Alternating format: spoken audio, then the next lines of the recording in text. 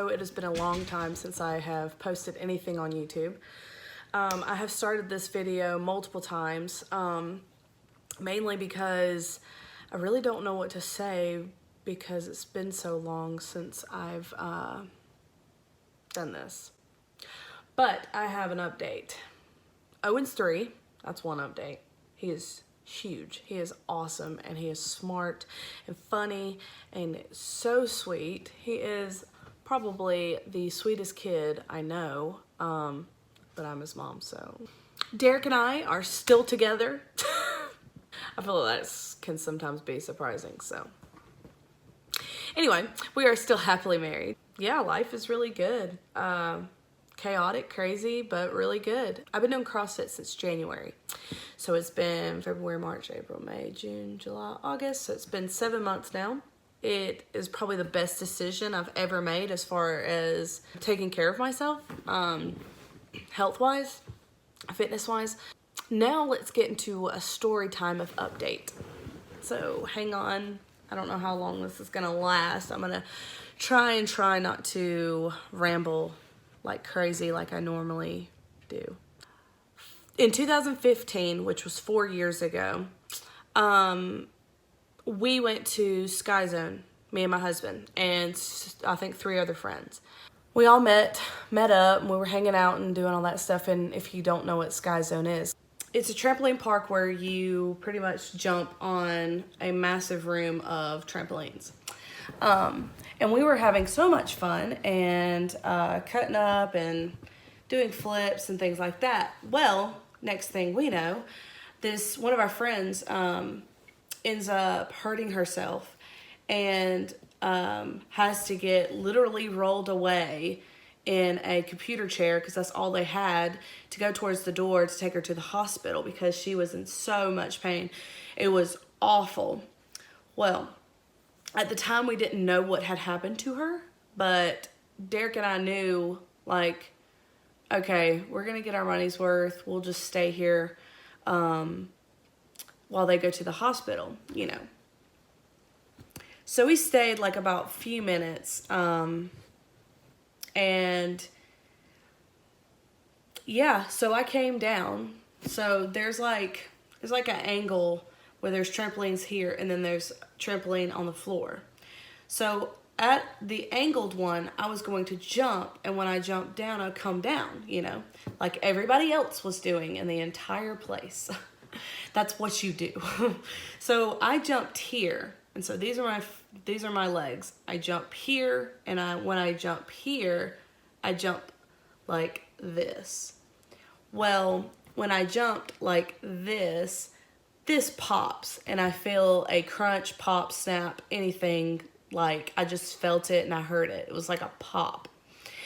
And excruciating pain filled my body. And if you know me, I have a high tolerance of pain. Tattoos, I mean, it hurts. Tattoos hurts. You know, tattoos are gonna hurt. But, you know, I dealt with a 6-hour one here. I could do it, you know. It was one of those things where it hurt, but I can do it. You know, giving birth, it took me 36 hours, finally got the epidural. I don't know, I deal well with pain, but there's one thing about me, for some odd reason, I don't know why I'm like this, but if it's a injury or something that I do internally with my body, like break something or hurt something inside me, I start to get lightheaded and I pass out. So I don't really know why I do that. I think that's just like my pain receptors just help me. I don't know. Maybe I just try to like suppress the pain so much that my brain kind of overdrives it and is like, no, you need to chill. I'm putting you out. So I'm starting to pass out. My face is completely white. My lips are blue, and he's trying to like let me come to my senses. At this point, I didn't really want to move from that spot because my leg was killing me.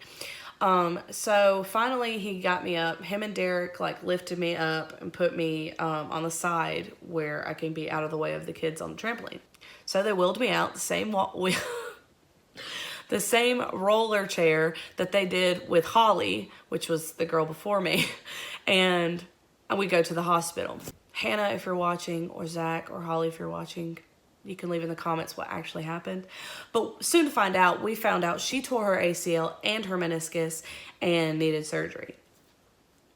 So, me, being irresponsible college kid, I did not have insurance.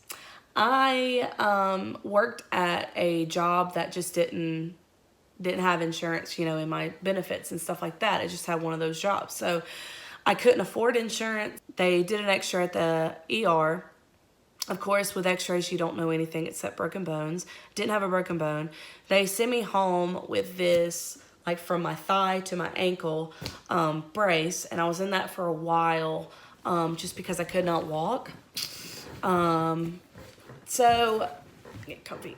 So, I was in that for a couple of months, and just trying to make do. Then I went to physical therapy, and I told them I didn't have enough money for an MRI, and that I really don't know what to do, except that I need to do something because I'm unstable and I can't really walk. And I don't really know what happened to my knee, but this is a story. Told them a story. Shout out to Carrie Gornella. She was awesome. So it's a physical therapy in Livonia, and they were incredible. So they treated it as in, I have a bum knee and can't get it fixed right now, so I'm going to try to strengthen everything that I can so that I can walk and have more stability. So we did that for a few months, and it was great. It was awesome. And I would probably do it again if I couldn't have surgery. Well, Owen turns 1. So this is 2016. Owen turns 1, and I have gone about a year and a half without an ACL. And, you know, going through pregnancy and all that stuff without an ACL. Thankfully, from the physical therapy, I was a lot more stable than I could have been. So that was great. So it was this 1-year birthday, and we went extravagant, and, you know, it's his first year. It was all themed out, and I was on a table, and I was putting up streamers and doing my thing, and it was just so cute. It was just so precious. And I jump from the table onto the floor, and that is when I tear something else. So we went to the hospital again. Shout out to Daniel Hicks for bringing us. Finally get an MRI, and now I finally have answers. I tore my meniscus and my ACL. Well, I go to a guy. He wanted me to just do my meniscus because Owen being a year old, he said your ACL takes a long time to recover from. Then you need to just get your meniscus done and just try to live your life with an ACL, without an ACL. So I did. Okay. Now that leads to present day. I put up a video of my meniscus surgery on here. I'll link that down below. Present day. About a month ago, you know, mind you, I have a repaired meniscus and still no ACL. But I was doing CrossFit and doing all that stuff, and everything was doing good. I was strengthening my leg. My legs were like super strong. I was losing weight. I actually lost, since my surgery, I lost about 55 to 60 pounds, which is amazing, and kept it off. And now I'm just, you know, gradually losing a little bit more here and there. Now I am at CrossFit. Don't really have any issues with my knee except a couple like times where we'll do wall balls or something, and I'll just do something else to modify it. I go one Saturday for a partner workout, and me and my girl Kayla were killing it, and it was our last round, and we were doing power cleans, and I get to I think it was like my 18th power clean, and I had 85 pounds on the bar plus the bar, so it's 85 total. And I go up into my power clean, and when I do, boom, and I tear something. Before this, my knee had dislocated every now and then, not at CrossFit, but just standing around or jumping off something that was this tall. Shout out to Jason, Peyton, and Caitlin for being there when I passed out that time. I don't know why my pain receptors are the way they are, but they're annoying. So I step off that was trying to like do this stupid hardcore parkour joking thing, referencing The Office, being dumb, it's fine. And I turned around and I landed, and when I landed, my knee dislocated and it hurt really bad. But thankfully, the next morning I was back normal. This time, I didn't wake up normal. This time it felt like another meniscus tear. In my heart, I knew I tore my meniscus again. I call my doctor, their office, and I go in and they're like, you're gonna need another MRI. The MRI says that I tore my medial meniscus another time. So this is my second tear. So he called around, which was awesome. He was very incredible. He called, and pretty much Athens Orthopedic called me the next day saying, we'll do your surgery. And one of the main reasons why he didn't want to do the meniscus and ACL together is because he didn't have a lot of people on his team to help him do the ACL surgery. So I think it was like the next day. Yeah, I want to say it was the next day. I went to Athens Orthopedic. The guy looked at me and looked at my MRI, and I think they even did another x-ray, which was kind of cool. They're very thorough. And I finally got some cool answers. So he pretty much said, because the fragments are connected to other ligaments, it's going to be hard to do the surgery, but he will do the surgery, and he thinks that it's going to go really, really, really, really, really well, and that I will be good to go. What I have been doing now is, that was like 2 weeks ago. I've been waiting. I'm in the waiting.